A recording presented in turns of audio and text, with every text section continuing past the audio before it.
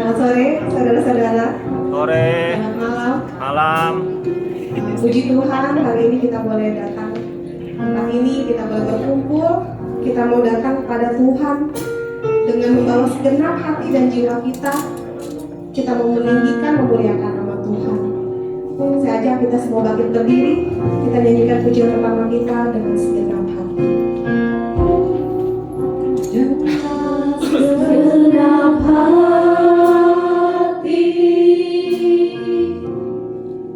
dengan segenap jiwa,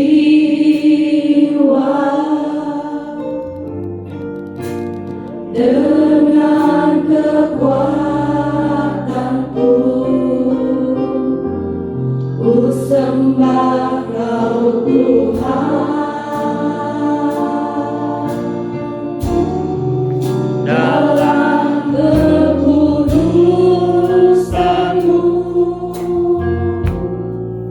ku angkat tanganku,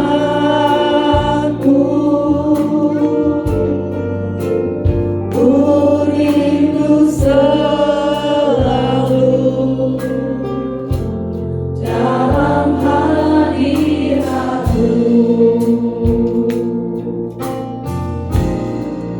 Sebab Engkau yang kudus adalah domba Allah. Darah-Mu tercurah di atas Kalvari. Sebab Engkau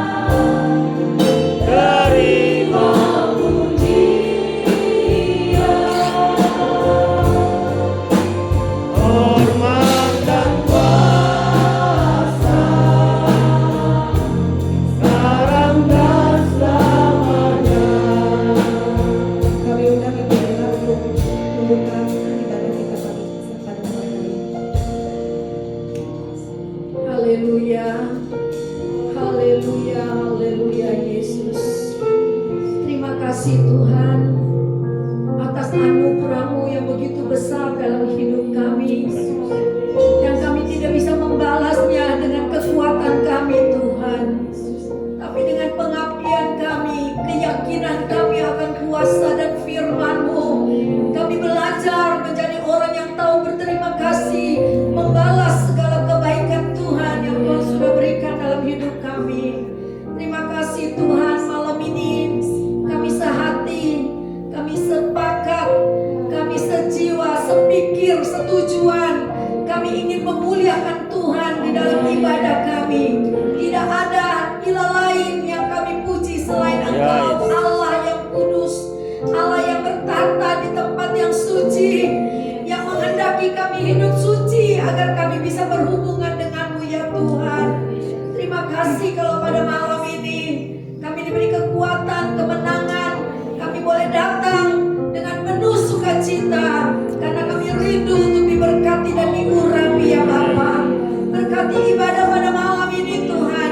Dengan kehadiran-Mu kami tahu kami akan mengalami jamahan-Mu. Dengan kehadiran-Mu di tengah-tengah kami akan merasakan suasana sukacita, suasana surga ada di tengah-tengah kami. Sehingga pengagungan kami kepadamu melalui pujian dan penyembahan itu boleh menyenangkan hati-Mu ya Bapa. Kami berdoa berkati Ibu Putu dengan tim singer, pemusik, pengatur LCD sound system. Tuhan urapi mereka semua menjadi satu kesatuan yang indah di dalam melayani pekerjaan-Mu. Yang menyambut tamu juga Tuhan yang kolektan. Allah berkati semua Tuhan, kami melayani dengan sungguh-sungguh. Berkati hamba-Mu yang akan menyampaikan firman-Mu. Kami serahkan semua dalam tangan-Mu. Teman-teman kami yang masih dalam perjalanan, Allah lindungi sampai di tempat ini dengan selamat. Kami yang sudah ada di sini, kami mau bersorak-sorai bagi kemuliaan nama-Mu. Kalau ada kuasa kegelapan si setan yang tidak senang kami beribadah, kami berdoa di dalam nama Yesus Kristus. Kami usir keluar segala kuasa-kuasa yang tidak berkenan, dan kami hancurkan niat-niat iblis yang jahat yang ingin mengambil damai sejahtera di dalam hati kami.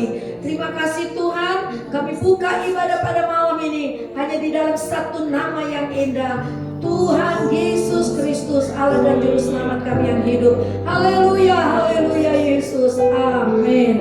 Silakan duduk, selamat beribadah Tuhan. Terima kasih. Ya, kita sebentar lagi akan menyambut Paskah ya. Kita mau memperingati bagaimana besarnya pengorbanan Tuhan sudah menebus kita semua. Nah, kita mau angkat pujian kita, dalamnya kasih-Mu Bapa. Betapa Dia sudah mencurahkan darahnya untuk mengampuni kita atas dosa-dosa kita.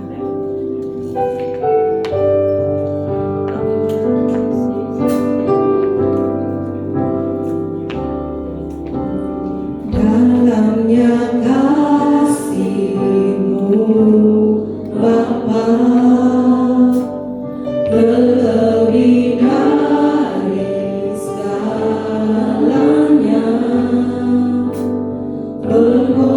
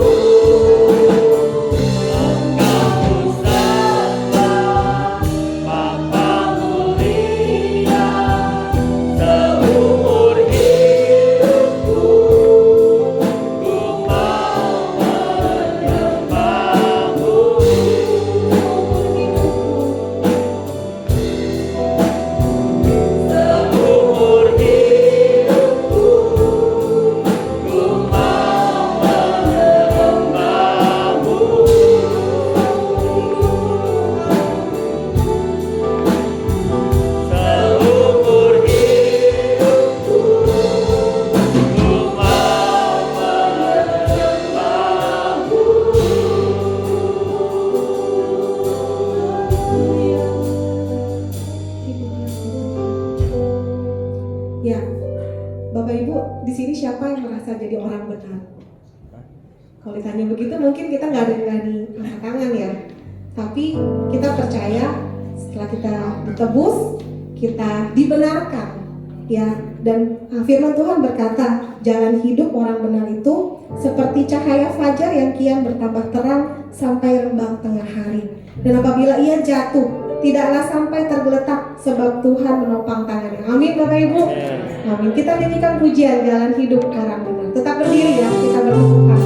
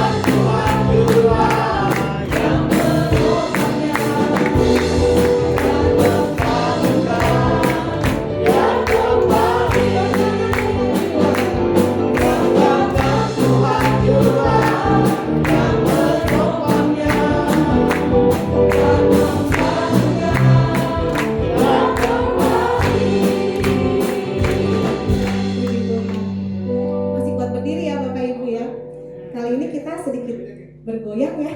Boleh. Boleh? Ya, kita mau nyanyikan 2 pujian secara medley ya. Ku bersyukur padamu oh Yesusku, dan disambung dengan biarpun gunung-gunung beranjak. Nah, nanti waktu di refnya biarpun gunung-gunung beranjak itu kita ini ya, pas beranjak kita lompat sedikit ya. Boleh ya? Kita ke kanan dulu lompatnya, lalu pas bukit bergoyang kita goyang-goyang, terus nanti beranjak lagi kita lompat ke kiri. Begitu? Boleh ya? Yuk, kita nyanyikan pujian Ku bersyukur padamu oh Yesusku. Kalau mau goyang juga boleh. Kita menyanyi untuk memuliakan Tuhan.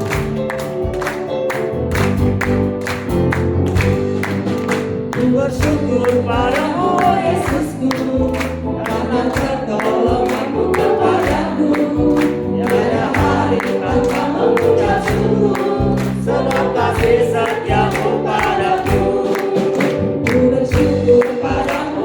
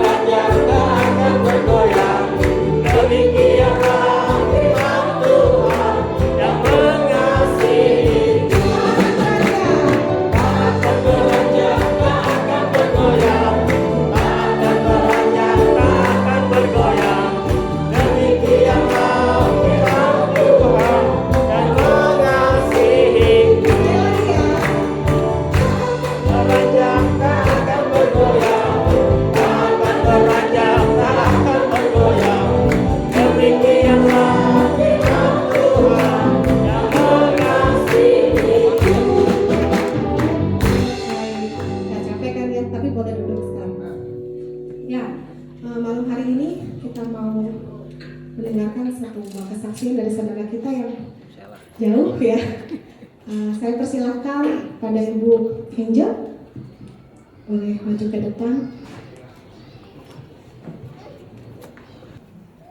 Selamat malam semua. Ini pertama kalinya saya beribadah di Gereja GPDI Babakan. Dulu sewaktu 2019 saya pernah datang juga di GPDI yang satunya lagi. Iya, di GPDI Kebonjati.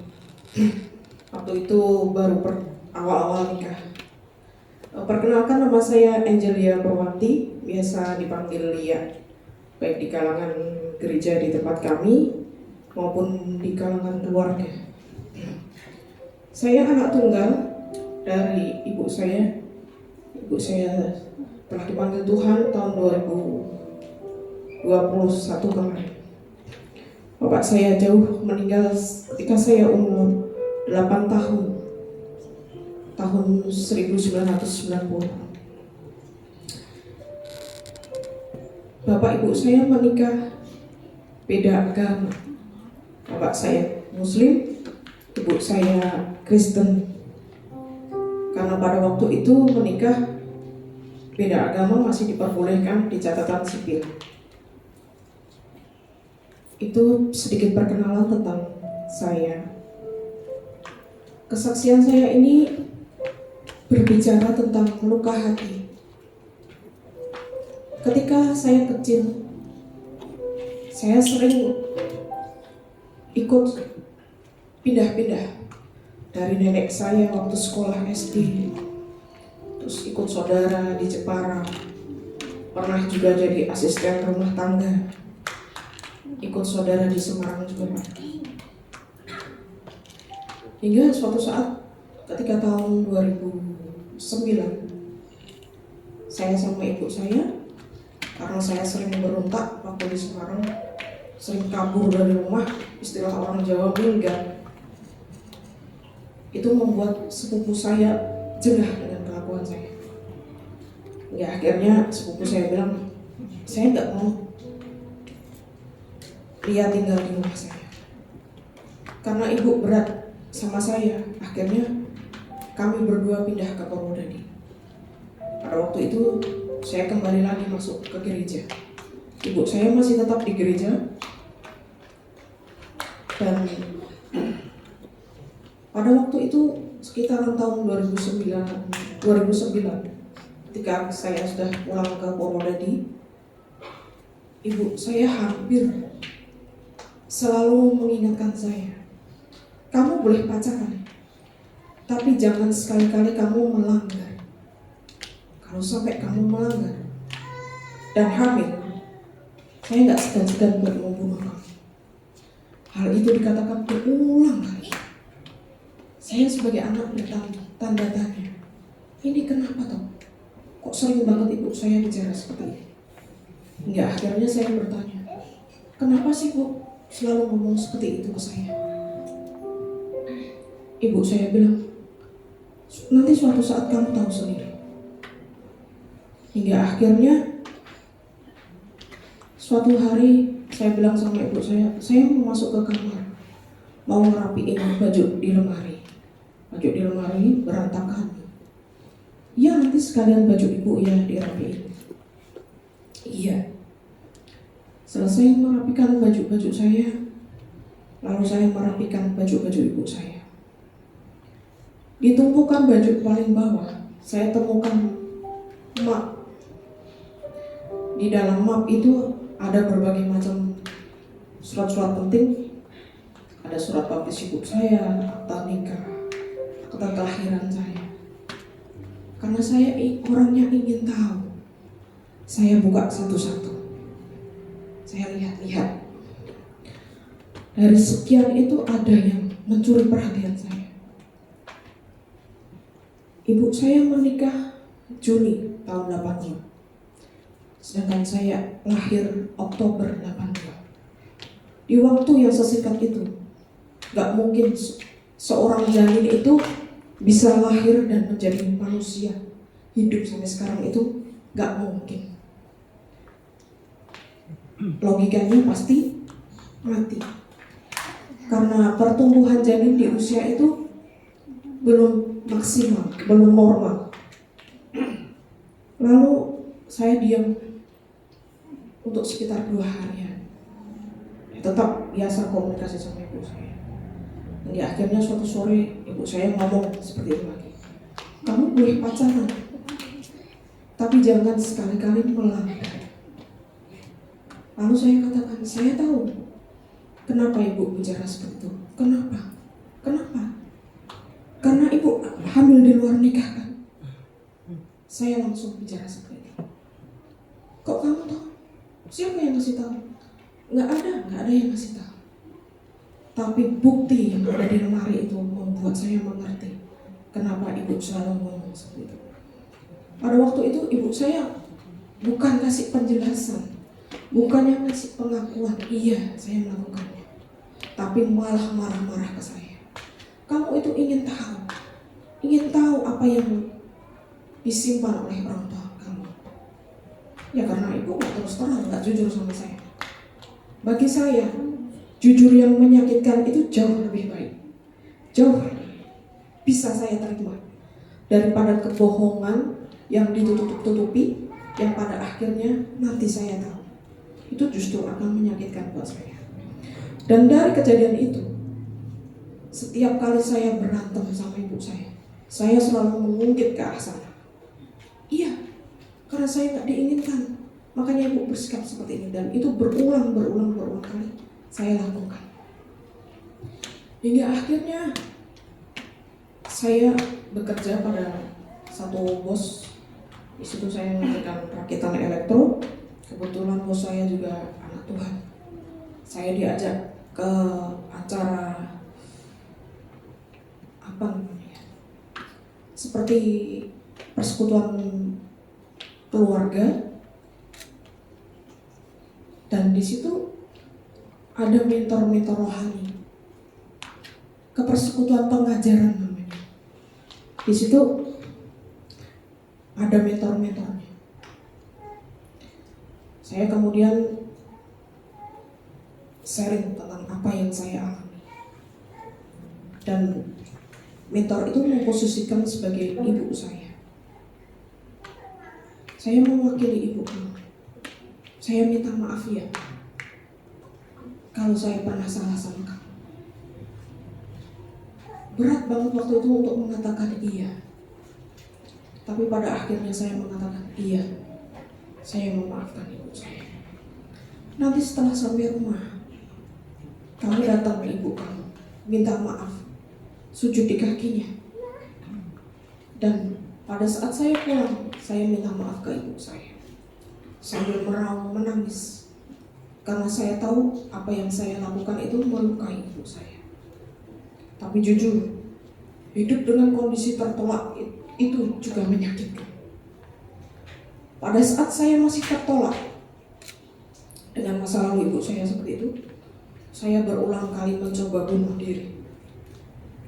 Dan latar belakang anak yang tertolak, kalau enggak segera dibereskan luka hatinya, kalau ia terluka dengan intern keluarga, dari orang tua mungkin, itu arah larinya pasti negatif, bunuh diri. Dengan berbagai macam cara saya coba, mulai menelan bodrek 6 butir. Saya pernah pagi minum, pikir saya mau saya tambahin Sprite, tapi ternyata Sprite-nya ditarik sama tetangga. Saya akhirnya kasih air minum air putih. Siangnya kayak orang mabuk posisinya, jadi sempoyongan waktu jalan. Itu pernah saya alami. Dan pernah juga saya mengikat leher saya dengan sarung bantal. Pernah juga memutus kabel listrik untuk menyengat badan saya. Dan di Purwodadi saya juga berkecimpung dalam pelayanan anak sekolah minggu. Di sana saya mempelajari karakter anak-anak sekolah minggu. Ada yang memberontak, ada yang diam, ada yang duduk manis memperhatikan, ada yang aktif, dan lain sebagainya. Itu sumbernya dari keluarga. Kalau anak kita bahagia, anak kita happy, itu sumbernya dari keluarga. Anak kita hidup memberontak, suka melawan, itu sumbernya dari keluarga. Kalau anak-anak kita mau bersikap positif ke kita, beresin dulu apa yang ada di masa lalu kita. Entah mungkin seperti saya, entah mungkin yang lainnya, itu akan menjadi karakter anak itu di kemudian hari. Jika kita tidak segera bereskan, itu akan terus membayangi anak-anak. Demikian kesaksian saya. Di akhir kesaksian saya akan mengakhiri dengan lagu Semua Baik.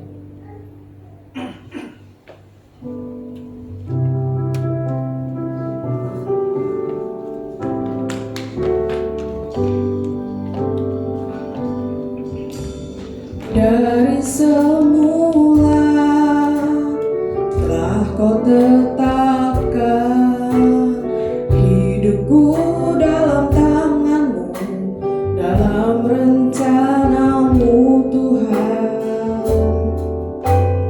Rencana indah telah kau siapkan bagi masa depanku yang penuh harapan.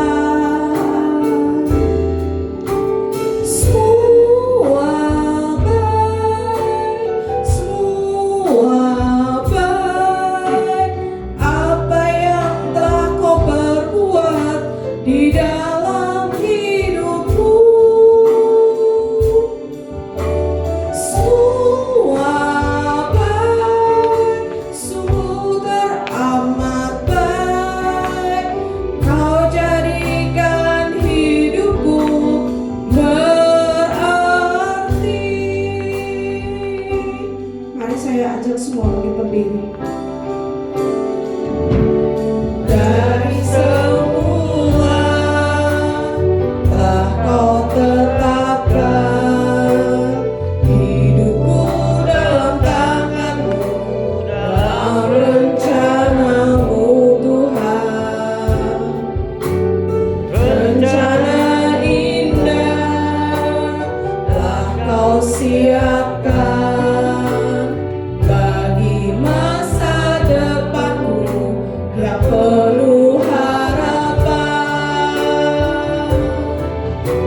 Semua baik, semua baik, segala yang telah kau perbuat di dalam hidupku. Semua baik, sungguh teramat baik, kau jadikan hidupku berarti. Semua baik, semua baik, segala yang telah kau perbuat di dalam hidupku. Semua baik, sungguh teramat baik, kau jadikan hidupku berarti. Demikian kesaksian dari saya. Kiranya kesaksian ini menjadi berkat bagi kita semua. Sungguh satu kesaksian yang indah. Hanya satu pribadi yang gak pernah nolak kita, ya walaupun orang-orang sekitar kita bahkan keluarga kita menolak kita, tapi pribadi Yesus tangannya selalu terbuka untuk menyambut kita. Amin. Masih ada satu kesaksian lagi. Saya persilahkan kepada Bapak Wawan untuk maju ke depan. Kita duduk lagi ya. Haleluya, Bapak Ibu Saudara. Sebuah kesaksian yang luar biasa.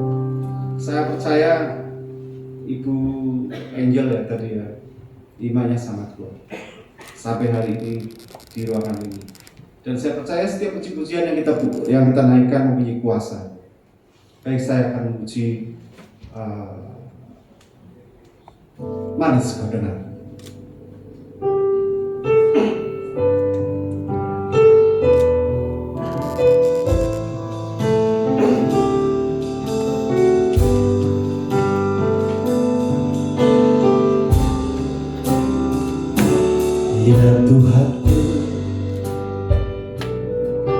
Ku hendak bernyanyi bagimu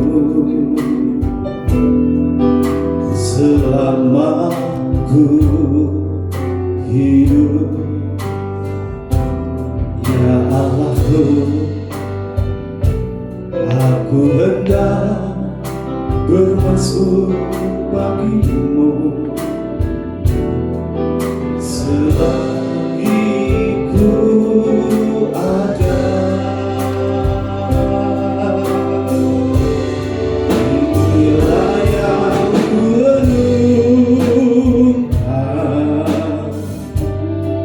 setiap waktu. Nyanyian pujian dan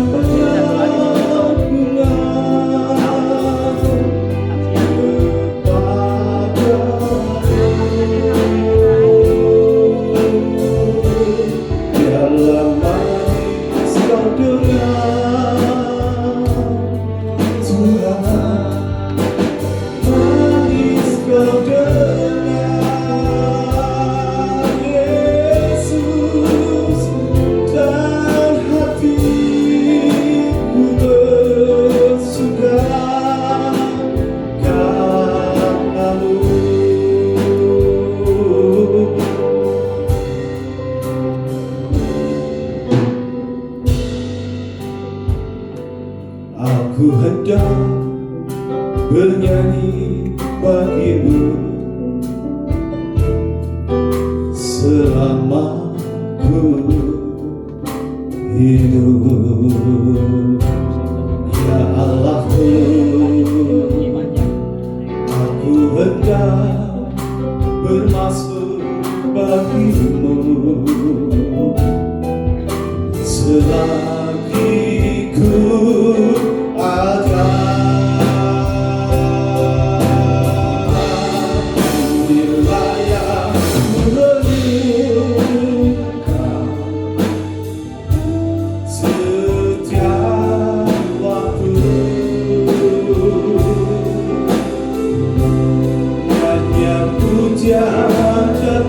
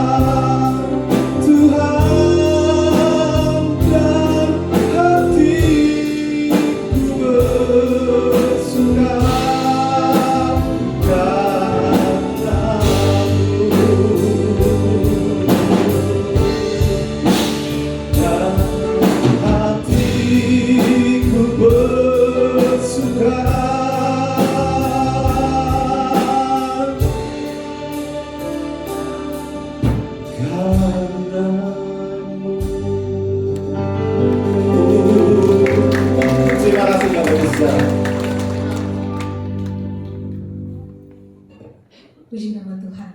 Benar ya, buah jatuh tidak jauh dari pohonnya. Kalau saya dengar suara Stephen bagus ya, ternyata bapaknya bagus juga suaranya. Puji Tuhan. Ya, kita mau persiapkan persembahan untuk Tuhan. Kita akan menyanyikan lagu Aku Percaya Mujizat Pada Bagiku. Sebelumnya saya persilakan Ibu Indah untuk memimpin kita dalam doa.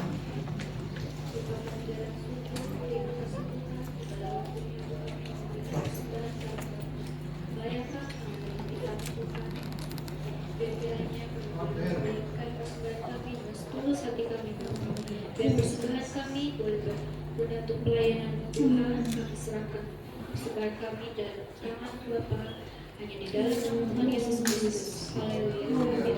Amin.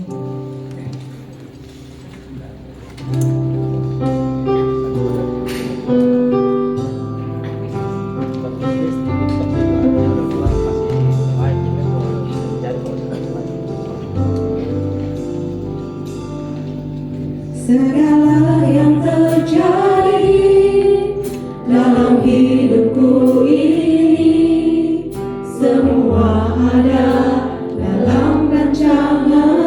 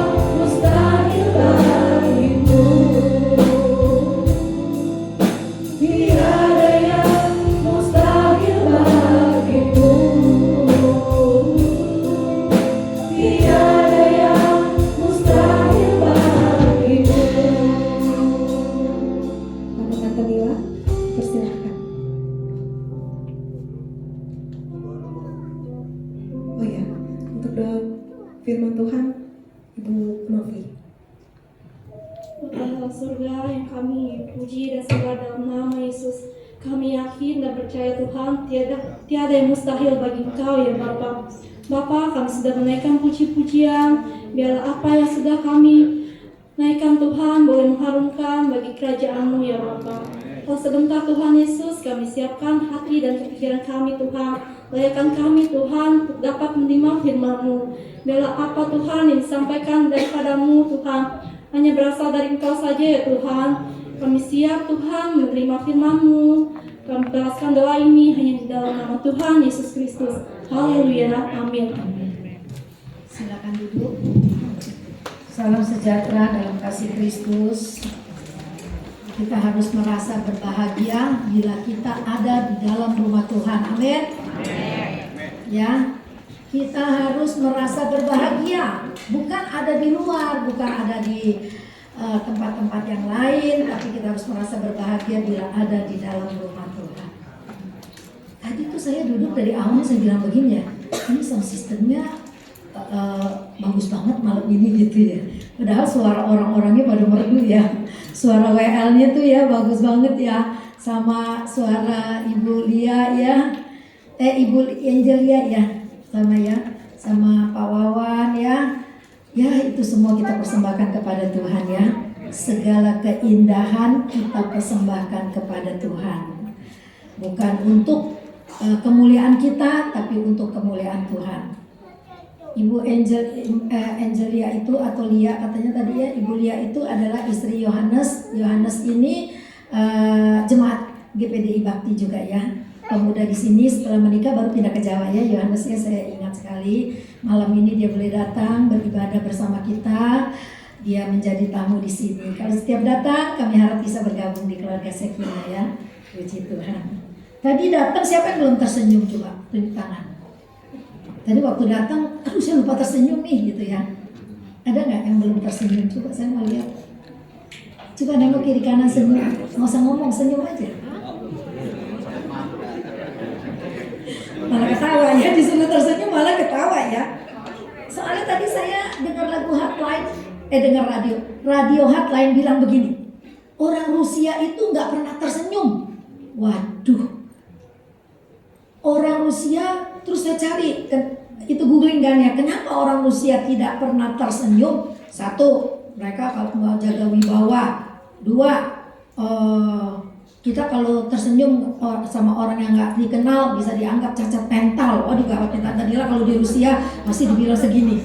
Soalnya saya orangnya gampang tersenyum ya, ketemu siapa aja saya mau tersenyum. Apalagi saya ini pelayan Tuhan. Ketemu di pasar, ada orang kadang-kadang ngeliat saya kayaknya kenal gitu. Tapi dia nggak berani panggil saya. Daripada meraba-raba, saya tersenyum aja gitu ya. Wah, saya kalau di Rusia bisa jadi orang cacat mental gitu ya. Tapi senyuman adalah ungkapan dari rasa bahagia, bener nggak? Ya, ungkapan dari rasa bahagia kita. Apa kebahagiaan kita punya harta yang banyak? Bukan. Kita bahagia karena kita jadi anak Tuhan. Betapa pentingnya jadi anak Tuhan. Betapa pentingnya kita mengerti firman. Betapa pentingnya kita mengenal Tuhan dengan benar. Itu yang membuat hidup kita berubah. Hari lepas hari, sedikit demi sedikit.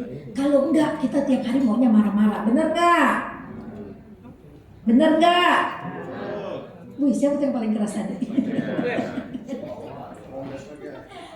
Ini kalau nggak ada firman, maunya marah-marah aja, kesenggol dikit aja. Aduh, matanya di mana sih? Baru kesenggol, belum jatuh. Apalagi kalau jatuh ya. Duh, itu karena kita nggak ada firman, nggak simpan firman, damai sejahtera hilang. Makanya setiap hari kalau berdoa, minta damai sejahtera daripada Tuhan ya. Ketika kita minta damai sejahtera, belum tentu loh hari itu penuh damai, pasti banyak tantangan. Nah disitulah damai sejahtera itu bekerja di dalam hati kita. Ada tantangan, oh iya kan aku udah berdoa minta damai sejahtera sama Tuhan. Jadi aku gak boleh terbawa oleh emosi. Jadi oh iya, biarlah damai sejahtera Tuhan memimpin hatiku gitu. Jadi ya ada perkara, ada damai, udah biarin aja berlalu begitu ya. Itu orang yang sudah diperbaharui. Roma 12 ayat 2. yang sudah diperbaharui terus oleh kebenaran firman Tuhan. Malam ini nggak bicara tentang senyuman, tapi kita bicara tentang darah. Tadi lagu yang pertama udah nyambung dengan firman Tuhannya ya. Kita mau bicara tentang darah karena kita sebentar lagi akan memperingati hari kematian dan kebangkitan serta kenaikan Yesus. Jadi itu satu paket gitu ya. Kelahiran, kematian, kebangkitan, naik ke surga. Roh Kudus dicurahkan. Satu paket, nggak bisa dipisahkan ya. Kalau kita bicara kelahiran, pasti ada kematian ya. Yesus lahir untuk mati. Mati bagi kita supaya kita selamat. Nah, kita belajar sedikit tentang darah ya, darah. Yuk kita lihat di sini ayatnya dulu ya. Kita buka ayatnya dulu. Tadi saya udah kasih Eva di dalam, coba Eva tolong ditampilkan.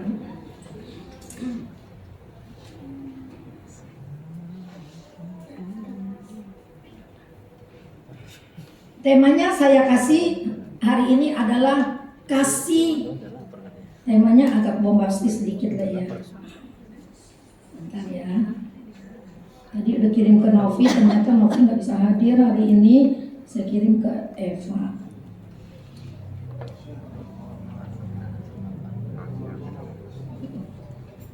Kasih yang tidak kepalang tanggung. Nah, kasih Kristus itu kasih yang tidak kepalang tanggung. Kalau bahasa kerennya unconditional love. Kasih yang tidak terbatas. Kasih Kristus. Tadi lagu pertama sudah mengungkapkan itu. Dan kasih yang tidak kepalang tanggung itu dia bayar dengan harga yang penuh, memberikan nyawanya sendiri untuk menjadi tebusan bagi kita yang berdosa, bagi kita yang tadinya hidup dalam kegelapan, bagi kita yang tadinya tidak punya pengharapan, bagi kita yang tadinya harusnya binasa, tapi Tuhan tidak lakukan itu. Maka itu kalau saya memperingati perjamuan suci atau memperingati hari kematian Kristus, saya selalu merasa begini, Tuhan, betapa berharganya saya ini di matamu sampai Engkau mau mati bagi saya. Saya belum bicara global orang lain, mau mati bagi saya. Kalau Tuhan tidak tangkap saya mungkin udah jadi orang jahat. Kalau Tuhan tidak tangkap saya hari ini, mungkin saya orang yang tidak punya pengharapan hidupnya. Jadi saya merasa begitu berharganya saya di mata Tuhan. Berarti kalau saya dan sebagai manusia merasa berharga, Anda yang ada di sini yang juga sebagai manusia pasti juga merasa berharga di mata Tuhan. Amin. Maka Dia ciptakan kita berbeda dengan binatang. Binatang hanya terbatas tubuh dan jiwa, tapi kita ada tubuh, jiwa, dan roh. Rohnya itu waktu penciptaan Allah sendiri yang menghembuskannya itu. Ruah itu Allah hembuskan sendiri. Sehingga dari tanah liat itu menjadi manusia yang hidup. Jadi di dalam pribadi kita itu ada roh Allah. Ya, di dalam pribadi kita ada roh Allah. Nah, sifat Allah yang utama adalah kasih. Kepribadian Allah itu begitu besar, jauh lebih besar dari apa yang kita bayangkan dengan nalar kita. Misalnya kita bilang gini, Tuhan itu besar, Tuhan itu hebat. Sesungguhnya Dia lebih hebat dari apa yang kita pikirkan. Amin. Kita bilang Dia dahsyat, Dia lebih dahsyat dari apa yang kita alami, yang kita katakan itu dahsyat. Nah, ini yang harus kita alami. Banyak orang pintar menyanyikan lagu dahsyat, hebat, dengan ekspresi mungkin yang luar biasa, tetapi ketika masalah datang, dia nggak bisa mengalami lagi kedahsyatan Tuhan. Dia tidak bisa mengalami kedahsyatan Tuhan. Karena apa? Dia terbawa oleh emosi. Mungkin dia mundur dari Tuhan. Mungkin dia bilang, Tuhan itu siapa? Nggak ada apa-apanya. Aku nggak mau percaya lagi sama Tuhan. Coba lihat orang-orang yang sudah berganti agama, dia pasti akan menjelek-jelekan agama asal dia gitu ya. Tapi bersyukurlah kepada kita, jangan sampai ada di antara kita nih yang berganti jubah agama gitu. Sekali Yesus tetap Yesus, maka kita perlu mengerti firman Allah supaya kita punya keyakinan yang kokoh, tak akan beranjak, tak akan bergoyang, tetap mengikut Yesus. Ya. Nah, kita lihat doa Paulus ya. Doa Paulus di Efesus 3 ayat 14 sampai 19 itu begitu indah. Tampilkan di screen supaya cepat. Efesus 3 Efesus 3 dulu deh Eva, setelah keluar dari teks.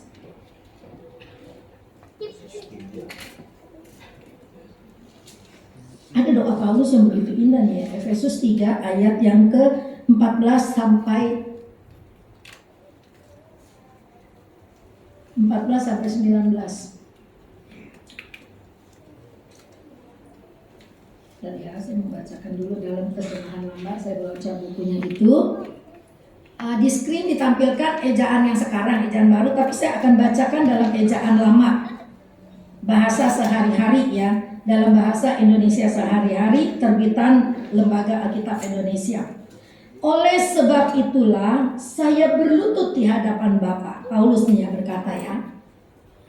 Di situ dia bilang, aku sujud kepada Bapa. Di sini dikatakan, oleh sebab itulah saya berlutut di hadapan Bapa. Dari dialah setiap keluarga di surga dan di bumi menerima sifatnya yang khusus.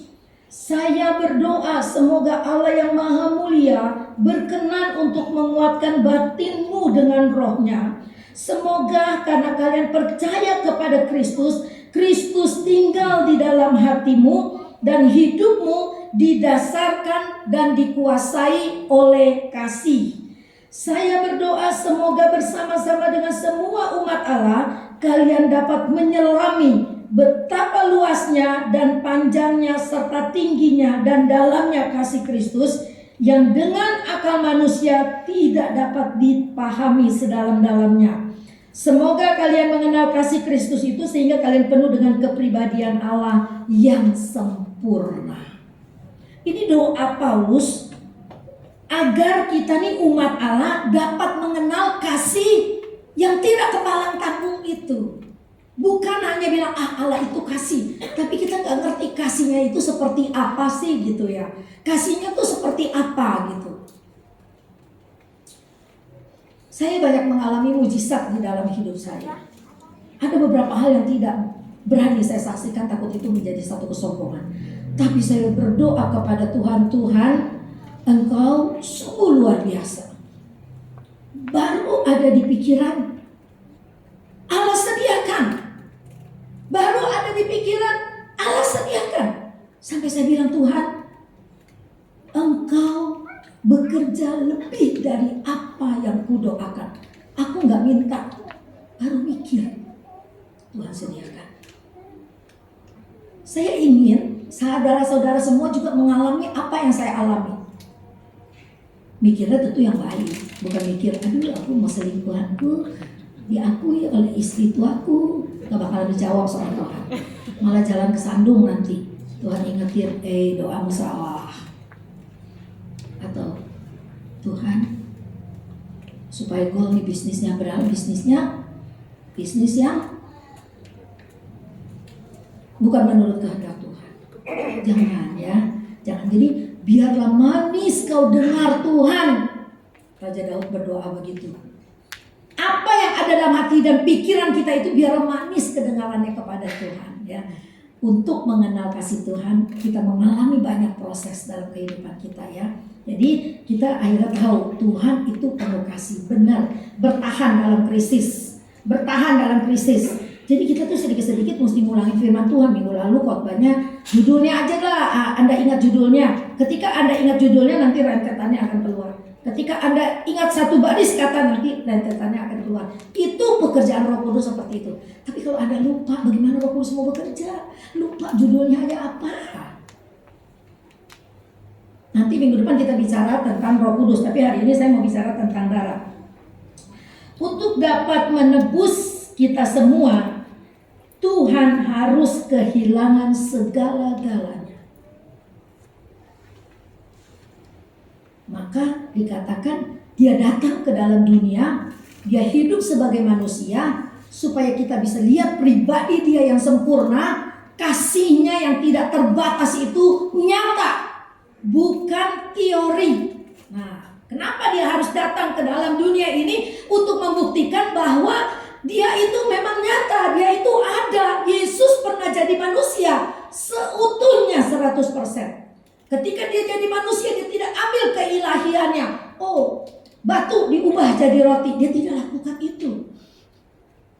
Tapi dia jawab semua dengan firman. Berarti kan firman itu berkuasa. Nah, dia berikan kehidupannya untuk menyelamatkan kita semua.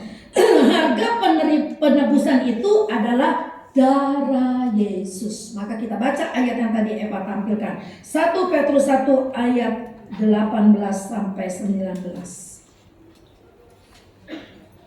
Darah Yesus. 1 Petrus 1 ayat 18. Sebab kamu tahu bahwa kamu telah ditebus dari cara hidupmu yang sia-sia, yang kamu warisi dari nenek moyangmu, itu bukan dengan barang yang fana, bukan pula dengan perak atau emas. Ayat 19. Melainkan dengan darah yang mahal, yaitu darah Kristus yang sama seperti darah anak domba yang tak bernoda, tak bercacat.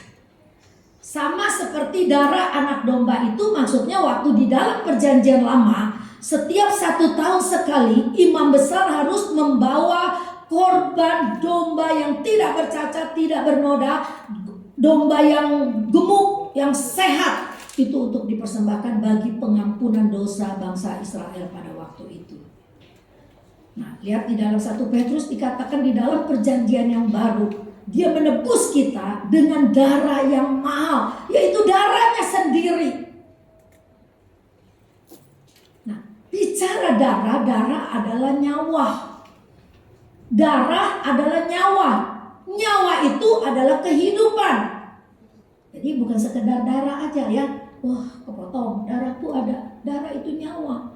Maka kita nggak boleh makan darah. Karena darah itu nyawa. Gitu ya. Nah, harga penebusan itu adalah darah Yesus. Hanya oleh darah Kristus kita ditebus dan diselamatkan dari apa? Dari kebodohan. Ya, kita kan belum mengenal Kristus, kita tuh bodoh. Kita pikir kita benar. Maka tadi pututannya, siapa yang merasa dirinya benar? Nggak ada yang berani.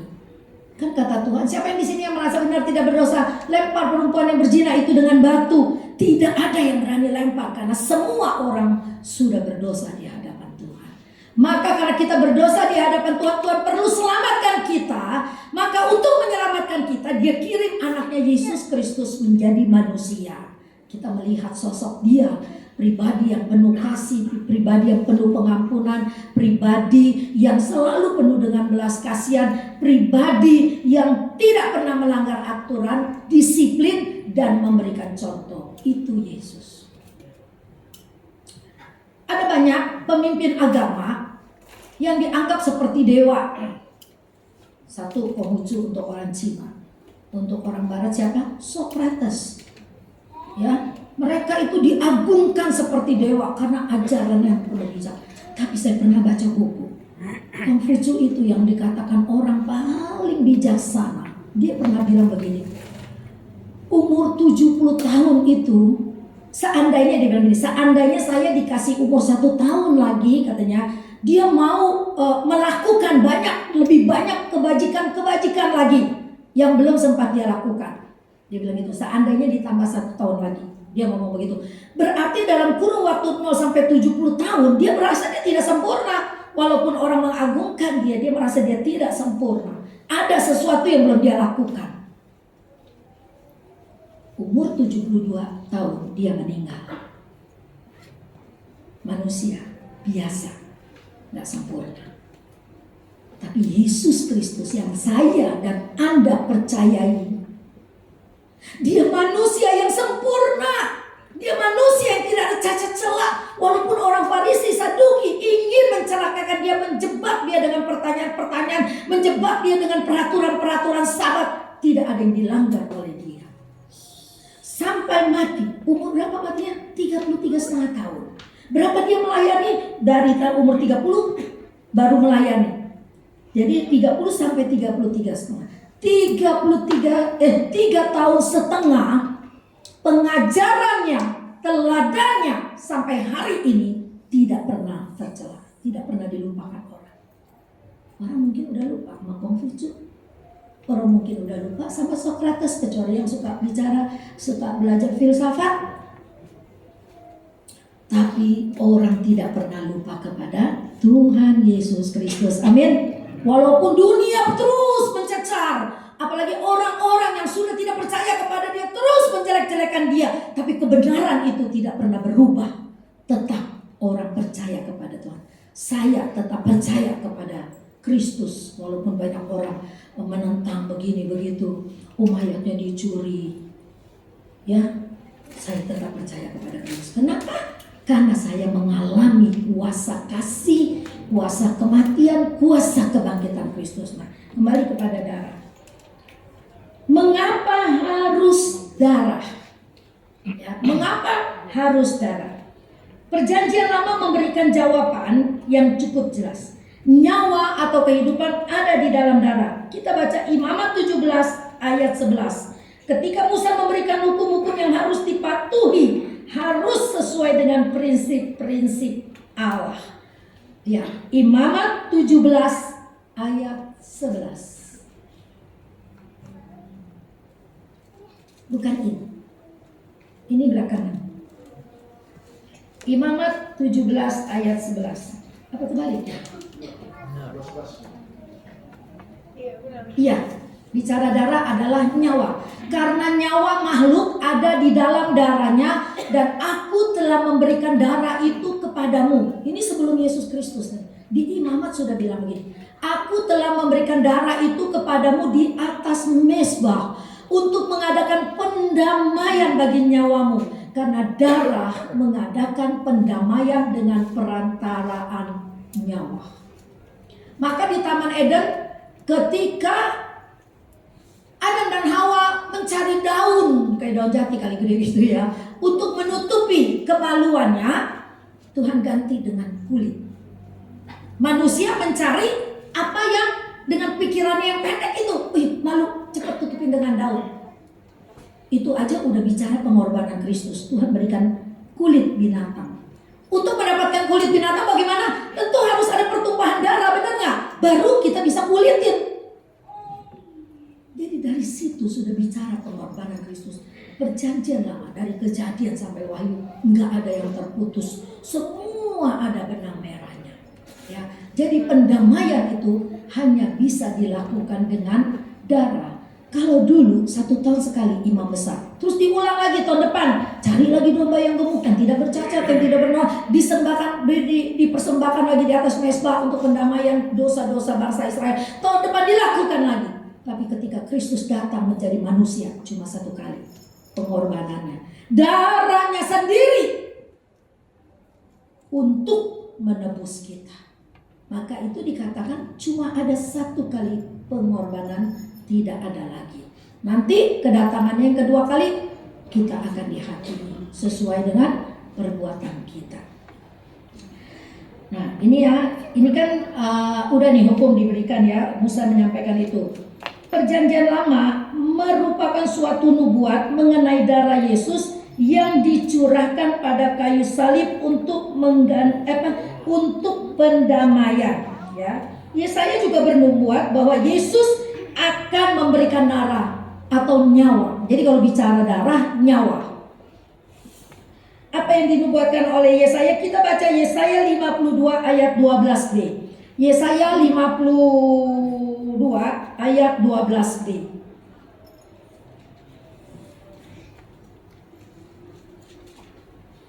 Bukan. Yang bagian B-nya ini ayatnya panjang.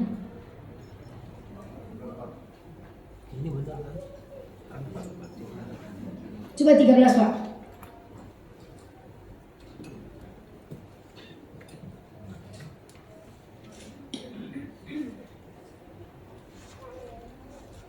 Oh salah, Yesaya 53 Pak.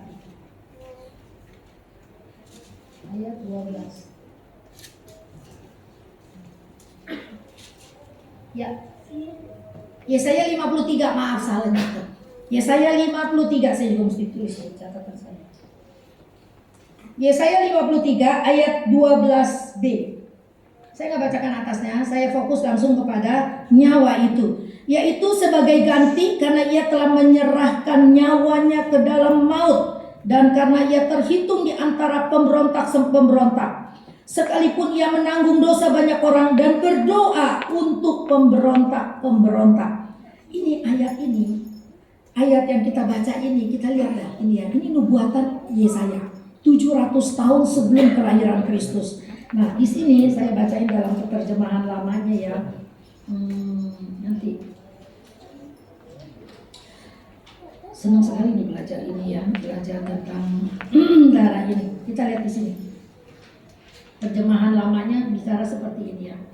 Karena ia menyerahkan nyawanya ke dalam maut dan karena ia terhitung di antara pemberontak. Terjemahan lamanya bilang orang durhaka. Ya. Sekalipun ia menanggung dosa banyak orang dan berdoa untuk pemberontak, orang durhaka. Jadi pemberontak itu terjemahan lamanya, ini kan terjemahan baru, terjemahan lamanya disebut orang-orang durhaka. Ada 4 buah pernyataan yang ditulis di tempat ini, di ayat ini ya. 1, ia menyerahkan nyawanya ke dalam maut. Tadi dari B ya, coba dipotong B aja bisa nggak supaya fokus. Karena itu sebagai ganti karena ia telah menyerahkan nyawanya ke dalam maut. Itu yang 1.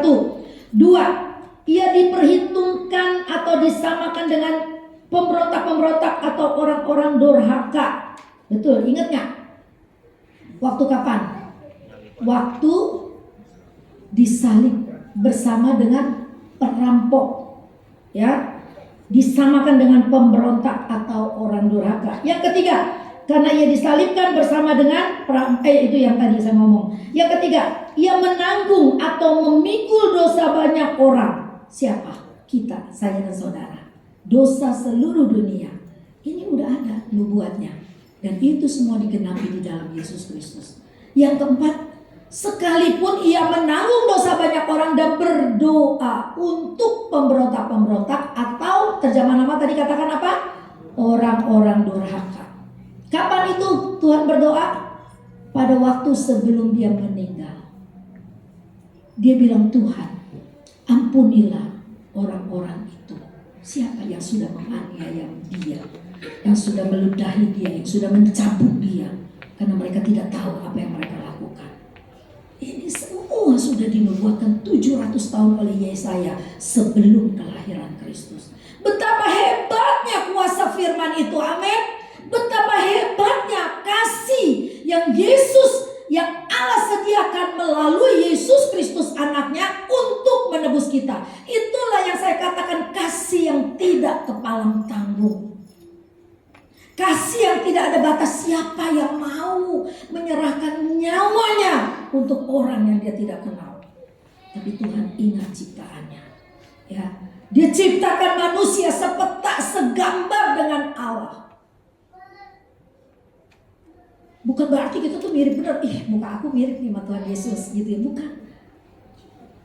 Tingkah laku kita, karakter kita biar mengikut karakter Kristus. Bukan mukanya yang mirip, bukan. Jangan salah kaprah. Muka gue nih mirip Yesus. Bukan ya. Karakter kita mirip karakter kita ini saya suka ngomong bahasa Belanda. Karakter kita mirip karakter Kristus. Makin lama harus makin mirip.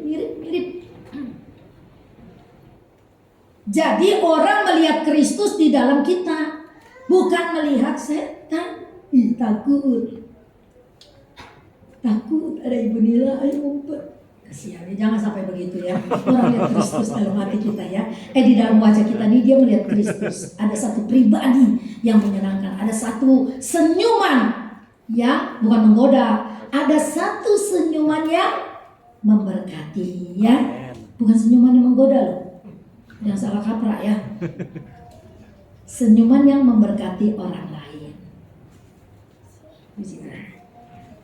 Terus Ia menyerahkan nyawanya ke dalam maut, ia diperhitungkan atau disamakan dalam pemberontak karena ia disalibkan bersama dengan pendurhaka. Ia memikul salib, itu semua sudah tergenapi di dalam Yesus Kristus. Nah, ada nih yang fokus kepada darah. Kita buka Imamat 16 ayat 14 yang tadi Eva. Imamat 16 ayat 14. Lalu ia harus mengambil sedikit dari darah lembu jantan itu dan memercikkannya dengan jarinya ke atas tutup pendamaian di bagian muka. Dan ke depan tutup pendamaian itu ia harus memercikkan sedikit dari darah itu dengan jarinya berapa kali? 7 kali. Nanti kita belajar di sini. 7 kali Yesus mengeluarkan darah dari proses penyiksaan sampai penyaliban. 7 kali. Padahal ini ditulis dalam perjanjian lama. Yesus belum lahir. Yuk, yang pertama kita lihat. Ini kan hari pendamaian ya, atau hari Grafira, yang sekarang terkenal dengan nama, kalau di Israel dikatakan perayaan Yom Kippur. Ya, Yom Kippur itu 1 kali setahun diadakan dan itu paling penting gitu ya. Imam besar masuk ke ruang maha suci membawa darah dari korban-korban yang telah disembelih untuk apa? Menutupi dosa. Untuk bukan menghapus dosa, tapi untuk menutupi dosa. Tapi ketika Yesus mati di atas kayu salib 1 kali dan itu mengampuni kita, menghapus dosa kita. Tapi kalau perjanjian lama dia cuma menutup, maka diulangi lagi tiap tahun, diulangi lagi tiap tahun, cuma menutup. Ya, ingat itu. Perhatikan darah yang dipercikan itu 7 kali. Angka 7 itu angka sempurna, bukan kebetulan. Angka 7 melambangkan karya Roh Kudus. Angka 7 itu ya, sedikit pengetahuan. Angka 7 menggambarkan suatu pekerjaan yang telah diselesaikan dengan tuntas. Penciptaan juga 1 sampai ke 7. Hari ke-7 selesai. Tuhan memberkati. Dan itu telah digenapi dengan tepat sekali waktu Yesus menumpahkan darahnya. Darahnya telah dipercikkan 7 sekali. Ini ada saya tulis, sehingga pengorbanannya Yesus itu benar-benar sempurna. Nah, yang pertama apa? Di Taman Getsemani keringatnya berubah menjadi darah di Taman Getsemani. Kalau yang suka mencatat boleh, Lukas 22 ayat 44. Dia berdoa dengan pergumulan yang berat. Tuhan, kalau boleh cawan ini lalu daripadaku. Tapi biarlah kehendak-Mu yang jadi, bukan kehendak-Ku. Tetesan darah yang pertama. Dikatakan keringatnya berubah menjadi darah. Saking tekanan terlalu dalam ya. 2. Ketika ia berada di rumah kediaman imam besar, ketika diperiksa petugas dan dipukuli. Matius 26 ayat 67. Dalam bahasa aslinya, waktu dikata dia diperiksa petugas dan dipukuli, itu ditinju katanya ya. Dipukuli dalam bahasa Yunani dikatakan dipukul dengan tongkat, pasti berdarah ya. Kalau enggak mimisan ya. Jadi itu dinubuatkan di kitab Mika 4 ayat 14. Di Mika 4 ayat 14.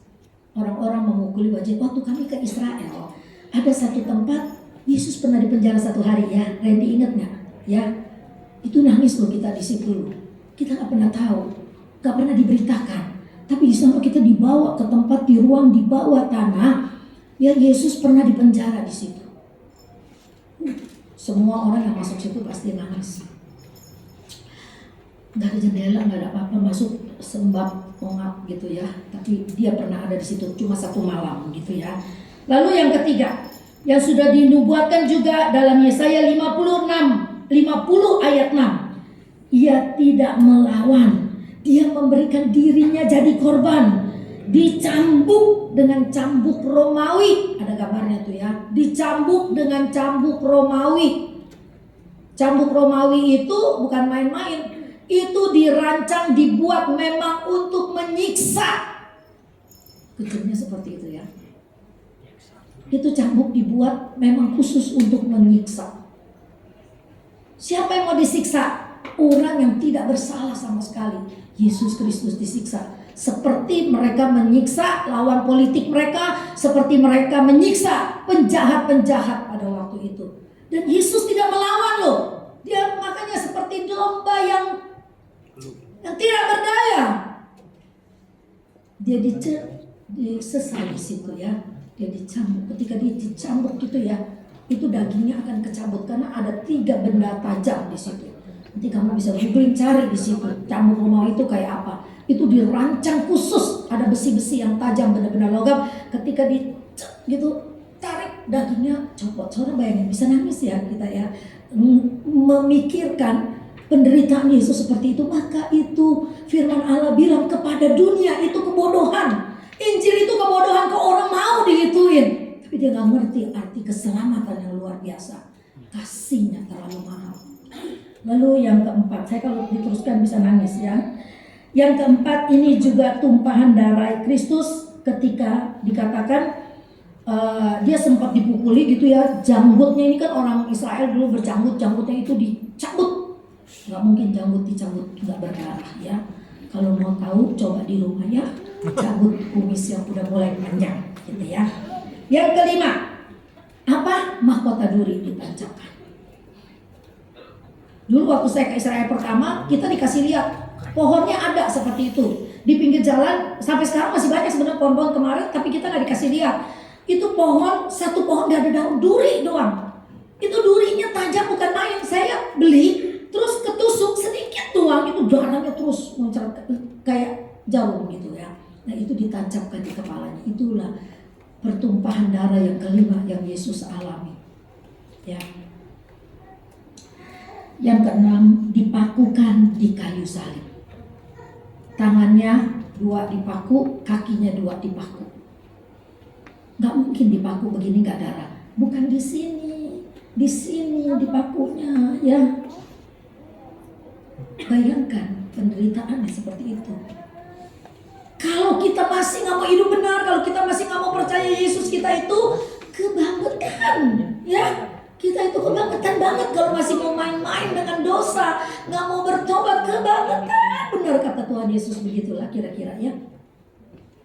Ayo kita berubah hidupnya ya, kita mau lebih dekat sama kepada Tuhan. Yang ketujuh, prajurit menikam lambungnya. Yang ketujuh, kan dia harus memastikan sebelum 24 jam itu mayat yang tergantung harus diturunkan. Jadi kalau yang belum mati dibunuh. Tapi Yesus ketika di lambungnya ditusuk, darahnya keluar habis, dia mati sebelum dia dibunuh oleh prajurit Romawi. Kiri kanannya belum mati, kakinya ada yang dipatahkan, terus ada yang dibunuh dengan cara bagaimana, pokoknya harus dimatikan. Tapi Yesus sebelum itu dilakukan, dia sudah menyerahkan nyawanya. Dia bilang tetelestai, sudah selesai. Itu ini katakan tidak ada yang dipatahkan dari tubuh Yesus. Lain dengan kiri kanannya itu dipatahkan. Setelah kita mendengar ini, apakah kita masih bilang biasa aja kasih Yesus? Nggak bisa bilang begitu lagi. Setelah kita tahu penderitaan darah, nyawa itu dia berikan. Hanya untuk kita manusia yang penuh kebodohan, kesombongan, yang ya kalau kasar kita bilang kita ini nggak tahu diri lah dulunya sebelum Tuhan selamatkan kita ini nggak tahu diri banget gitu. Biarlah kita renungkan menjelang Paskah, peringatan Paskah, kita renungkan apa yang Yesus alami. Saya pernah menasihati seorang begini, dia sakit hati banget, sakit hati sama suaminya. Saya bilang penderitaanmu tuh belum seberapa dibandingkan dengan penderitaan Yesus. Kamu tahu dia jawab apa? Saya bukan Yesus. Ayo mau jawab apa? Saya bukan Yesus. Memang benar kita bukan Yesus. Tapi bisa gak kita berpikir Yesus tuh mau mati buat kita? Sekarang kita punya penderitaannya segini aja kita udah langsung bilang, Yesus begini, Yesus begitu. Terus kita bilang kita gak mau ke gereja. Terus kita bilang kita mau bercerai. Terus kita bilang gue gak mau kenal lagi kepada Tuhan Yesus. Gue gak mau kenal lagi teman-teman gereja. Gue mau pergi beralih. Jangan seperti itu. Maka kita harus belajar supaya kasih Yesus yang tidak kepalang tanggung itu yang dia berikan buat kita itu tidak sia-sia. Kita meresponinya dengan hidup benar. Kita meresponinya dengan hidup takut akan Tuhan. Yuk kita sama-sama berdiri, kita mau berdoa. Kita nyanyikan lagu itu, singernya silakan maju. Terlalu mahal kasih-Mu Yesus. Kayaknya si CP berdoa nih bisa. Terlalu besar, bukan terlalu mahal. Nawar. Tentu jadi nawar masih semua. Terlalu besar katanya ya. Ada yang kata-katanya terlalu mahal. Ferry Pua pernah nyanyi itu ya, terlalu mahal ya. Ada loh Sam lagunya terlalu mahal. Iya. Aku lihat bukti kasih-Mu, Kau menderita gantikanku. Dengan darah-Mu Kau selamatkanku. Kini ku hidup menyerahkan-Mu. Lalu besar Kasih-Mu Bapa, pengorbanan yang Kau berikan bagiku terlalu mahal. Darah-Mu Yesus tercurah untuk menebus hidupku. Nyanyikan. Kalau Anda hafal, tutup matamu dan bayangkan betapa hebatnya pengorbanan Yesus. bukti kasih-Mu Tidak terbayang dengan apapun. gantikanku. Dengan darah-Mu Kau selamatkanku. Kini ku hidup menyenangkan-Mu. Terlalu besar kasih-Mu Bapa, pengorbanan yang Kau berikan bagiku terlalu mahal. Darah-Mu Yesus tercurah untuk menebus hidupku. Kita diam sebentar. Kasih-Mu Bapa, pengorbanan yang Kau berikan bagiku terlalu mahal. Darah-Mu Yesus tercurah untuk menebus hidupku. Kita akan nyanyikan lagu ini 2 kali lagi. Semuanya merah. Saya akan bacakan ayat demi ayat. Bait demi bait. Anda meram. Nyanyikan lagu ini sambil merenungkan berapa banyak dosa kita di hadapan Tuhan, tapi Tuhan tidak hitung itu. Dia ampuni kita. Dia bebaskan kita, dia selamatkan kita. Maka kita juga harus mengampuni orang lain. Jangan ada dendam, jangan ada kemarahan, jangan ada permusuhan. Mari kita nyanyikan lagu ini sambil kita merenungkan kasih Tuhan. Minta ampun kepada Tuhan. Bukti kasih-Mu, Kau menderita gantikan gantikanku. dengan darah-Mu. Dengan darah-Mu Kau selamatkanku. Kau selamatkanku. Kini ku hidup menyerahkan. Haleluya Yesus, ampuni kami Tuhan. Terlalu besar Kasih-Mu Bapa, kasih-Mu Bapa, pengorbanan yang Kau berikan yang bagi Kau berikan bagiku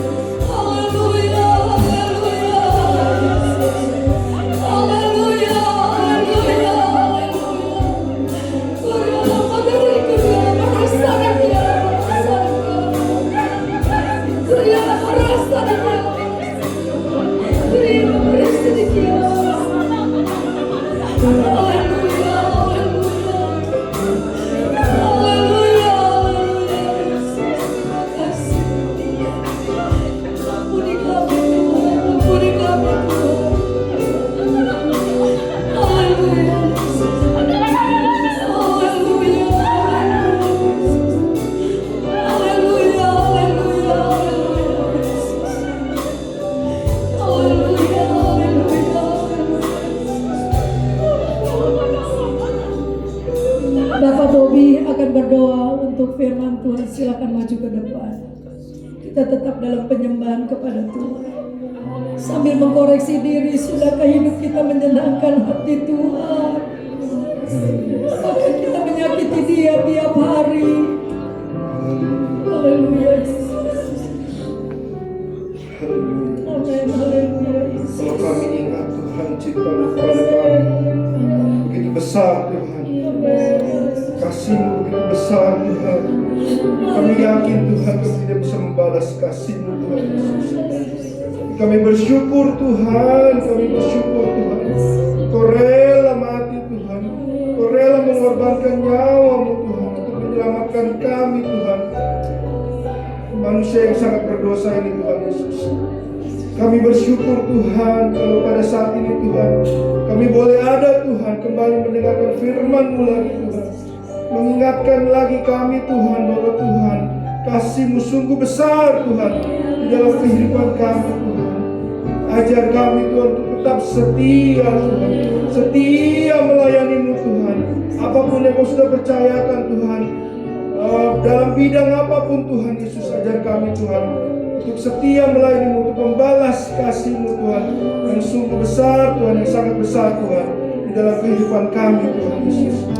Terima kasih Tuhan di tengah akhir zaman ini Tuhan, di tengah Tuhan situasi kondisi yang sangat sulit ini Tuhan, kami bersyukur Tuhan kalau kami masih bisa Tuhan datang memuji dan membesarkan nama-Mu Tuhan, datang beribadah Tuhan, mendengarkan firman-Mu Tuhan. Kami bersyukur Tuhan selalu diberikan kemenangan Tuhan, hari demi hari Tuhan, minggu demi minggu Tuhan, bulan demi bulan Tuhan, bahkan tahun demi tahun Tuhan. Kami bersyukur kami selalu diberikan kemenangan Tuhan, meskipun Tuhan mungkin banyak Tuhan tantangan, ujian hidup Tuhan, cobaan hidup Tuhan yang Kau izinkan datang Tuhan setiap pribadi kami Tuhan, di dalam rumah tangga kami Tuhan. Tapi Tuhan kami bersyukur Tuhan, Kau masih memberikan kami kekuatan Tuhan Yesus. Kami boleh bisa berdiri teguh Tuhan. Kami bersyukur Tuhan, itu semua berkat anugerah-Mu Tuhan di dalam kehidupan kami Tuhan. Siapa kami Tuhan, siapa kami Tuhan. Kau sudah memberikan privilege yang sangat besar Tuhan kepada kami. Kau sudah percayakan Tuhan pelayanan di dalam kehidupan kami Tuhan Yesus.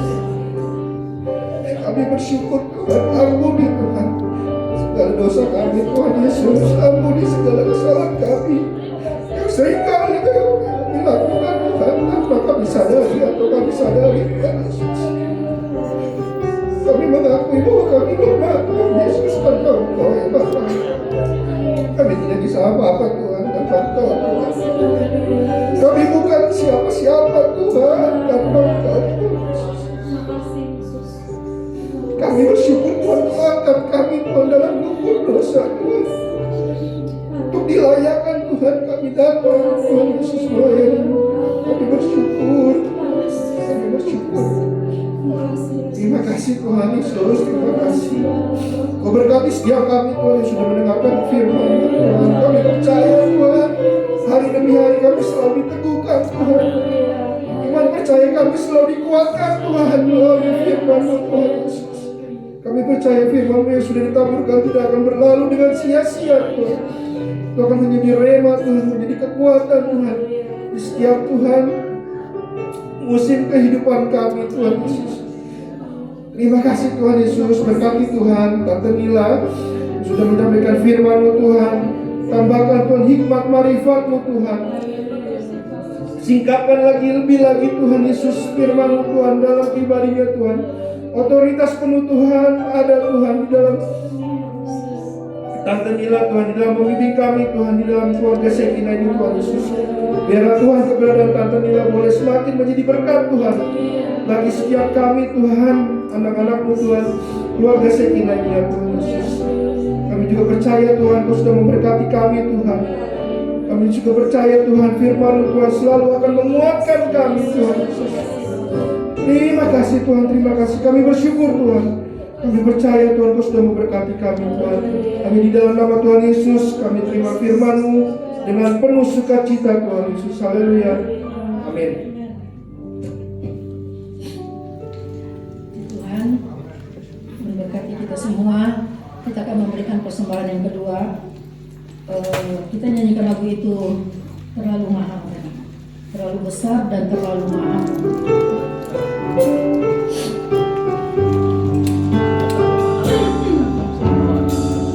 Telah kulihat bukti kasih-Mu, Kau memberikan hatiku. Dengan darah-Mu, Kau selamatkanku. Diriku hidup menyerahkan-Mu. Terlalu besar kasih-Mu Bapa, pengorbanan yang Kau berikan bagiku. Terlalu mahal darah-Mu Yesus, tercurah untuk menebus hidupku. Terlalu besar kasih-Mu Bapa, pengorbanan yang Kau berikan bagiku. Terlalu mahal darah-Mu Yesus, tercurah untuk menebus hidupku. Tuhan berkati persembahan saudara semua. Seperti biasa, doa terus untuk retret kita biar semua sehat, tidak ada yang batal, semua bisa pergi. Berkati pembicara-pembicara supaya ada pengurapan Tuhan, kita sangat diberkati nantinya ya. Terus kaos yang belum melunasi boleh segera lunasi, tapi kalau belum ada uang nggak apa-apa, sekedar info saja ya. Oh saya mau bulan ini, oh saya mau cicil, is oke, nggak apa-apa ya. Tapi kalau Anda mampu silakan dilunasi untuk mempercepat ini ketua apa nih? Ketua retret ya, kesian pusing. Saya cuma mau mengingatkan gini ya. Setiap hari saya tuh udah malam ya, udah nggak usah ngomong minggu depan dah. Ya, udah malam minggu depan aja ya. Kasihan udah malam, ada yang mau latihan nanti. Pokoknya berdoa anak-anak kecil di bawah 3 tahun waktu makan tidak ambil piring ya, orang berdua sama orang tuanya atau ada kotak kecil. Tapi 3 tahun ke atas itu ada piringnya ya. Tuhan berkati. Hari Minggu ada doa puasa. Tapi ini sebentar, saya ngomong sebentar mesti ada penjelasan. Kenapa Sekina doa puasanya Minggu? Aneh gitu ya. Begini, banyak yang cerita sama saya gini, tante saya nggak bisa puasa, tante saya nggak bisa puasa, tante nggak bisa puasa. Bisa belajar, ayo belajar. Maka itu saya ambil sistem begini. Misalnya kamu mau serius mau puasa, mulai dulu dari jam 6 sore nih. Jam 6 sore udah tidak makan sampai besok selesai ibadah. Udah berapa belas jam? Jam 6 sampai jam 6, 12 sampai 15 jam sudah kita puasa. Tapi kalau kamu nggak kemana-mana, ada di rumah dan memang niat mau puasa, bisa dari jam 3 sore, nanti terus mau habis ibadah langsung buka, bisa. Setidaknya kamu sudah mencoba, bisa puasa. Jangan bilang nggak bisa, bisa mesti belajar. Ya, pokoknya kalau ada niat yang baik itu pasti Tuhan berkati. Makanya sementara belum berubah dulu, kita masih doa puasa Minggu. Memang ada yang bilang memang masukannya bagus juga, masa habis ibadah makan di kantin. Dilema ya, soalnya biasanya kan nggak ada kantin, kita nggak makan. Tapi yang datang dari anak-anak Sekina juga dikit kalau makan di kantin itu. Maaf tuh, bukan nyindir ya. Bukan nyindir gitu ya. Jadi no problem dah, lakukan aja dengan setia. Amin. Kalau saya puasa jam 4 sampai besok lagi jam 9 itu udah 18 jam. Saya ketagihan mau puasa, kita bisa lanjut besok kita puasa pribadi kita sendiri gitu loh. Kan puasa bersama ya. Jadi hari Minggu ini ada doa puasa, ada rapat. Panitia gathering yang begitu banyak kudu hadir, artinya mesti harus. Supaya di situ nanti kita makin merapatkan barisan. Kita nih mau kerja apa? Nanti ini bagaimana pembagian tugas lebih jelas. Kalau selama ini kan nanti begini-begini. Nanti pembagian tugas makin lama makin jelas ya. Pengikut udah berapa?